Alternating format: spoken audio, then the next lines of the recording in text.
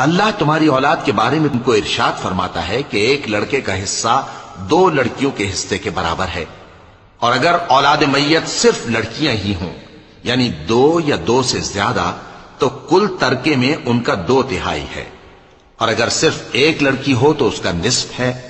اور میت کے ماں باپ کا یعنی دونوں میں سے ہر ایک کا ترکے میں 6واں حصہ ہے، بشرطے کہ میت کی اولاد ہو، اور اگر اولاد نہ ہو اور صرف ماں باپ ہی اس کے وارث ہوں تو 1/3 ماں کا حصہ ہے، اور اگر میت کے بھائی بھی ہوں تو ماں کا 6واں حصہ ہوگا۔ اور یہ تقسیم ترکہ میت کی وصیت کی تعمیل کے بعد جو اس نے کی ہو یا قرض کے ادا ہونے کے بعد جو اس کے ذمے ہو عمل میں آئے گی۔ تم کو معلوم نہیں کہ تمہارے باپ دادوں اور بیٹوں اور پوتوں میں سے فائدے کے لحاظ سے کون تم سے زیادہ قریب ہے۔ یہ حصے اللہ کے مقرر کیے ہوئے ہیں، اور اللہ سب کچھ جاننے والا ہے، حکمت والا ہے۔ اور جو مال تمہاری بیویاں چھوڑ مریں اگر ان کی اولاد نہ ہو تو اس میں سے نصف تمہارا ہے، پھر اگر ان کی اولاد ہو تو ترکے میں تمہارا حصہ 1/4 ہے، لیکن یہ تقسیم وصیت کی تعمیل کے بعد جو انہوں نے کی ہو یا قرض کے ادا ہونے کے بعد جو ان کے ذمے ہو کی جائے گی۔ اور جو مال تم مرد چھوڑ مرو اگر تمہاری اولاد نہ ہو تو تمہاری بیویوں کا اس میں 1/4 حصہ ہے، پھر اگر تمہاری اولاد ہو تو ان کا 8واں حصہ ہے۔ یہ حصے تمہاری وصیت کی تعمیل کے بعد جو تم نے کی ہو اور ادائے قرض کے بعد تقسیم کیے جائیں گے۔ اور اگر ایسے مرد یا عورت کی میراث ہو جس کے نہ باپ ہو نہ بیٹا مگر اس کے بھائی یا بہن ہو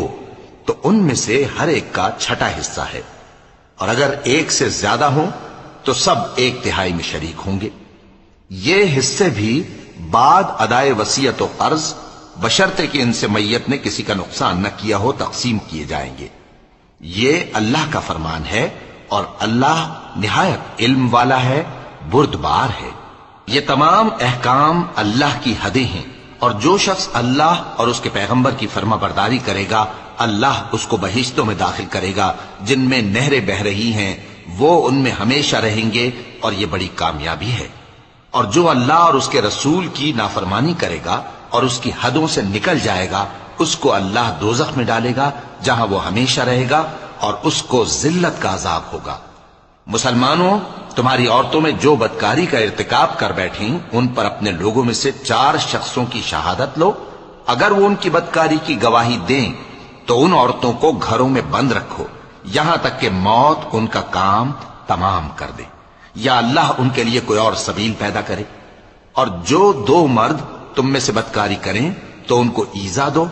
پھر اگر وہ توبہ کر لیں اور نیکوکار ہو جائیں تو ان کا پیچھا چھوڑ دو، بے شک اللہ توبہ قبول کرنے والا ہے، مہربان ہے۔ اللہ انہی لوگوں کی توبہ قبول فرماتا ہے جو نادانی سے بری حرکت کر بیٹھتے ہیں پھر جلد توبہ کر لیتی ہیں،